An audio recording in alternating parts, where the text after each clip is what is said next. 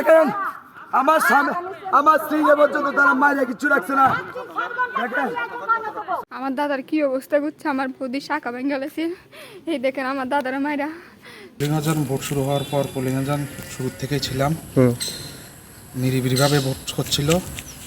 তো ধনপুরের যিনি সহসভাপতি ভবানীপুরে গুন্ডা নামে পরিচিত রতন দত্ত, উনি নিজের ভোট দিতে গিয়ে অন্য আরও 2-4 জনের স্লিপ নিয়ে উনি 2-3 জনের ভোট একসাথে দিচ্ছিল। যখন আমরা বাধা দিচ্ছিলাম, ওনার ভাতিজা শক্তি দত্ত, কান্তি দত্ত, ওনার পরিবারের সবজন লোকজন এসে হঠাৎের মধ্যে বাধা কেন দিলাম, আমাদের উপরে লাঠি ডান্ডা নিয়ে আক্রমণ করা শুরু হয়েছে। আমার নাক টাক ফাটিয়ে দিয়েছে। এখন আমি হসপিটালে আসছি ট্রিটমেন্টের জন্য। তারা কি ফক্সিপুট করতে চাইছিল নাকি? হ্যাঁ, একজনে 2-3 জনের করে ভোট দিচ্ছিল। আপনার এই উপরে বাধা দেওয়াতে ওরা আমাদেরকে মারধর করা শুরু করে দিয়েছে। আপনাকে শক্তিদত্ত আহত করছে নাকি? হ্যাঁ, শক্তি দত্তই আমাকে মেরেছে।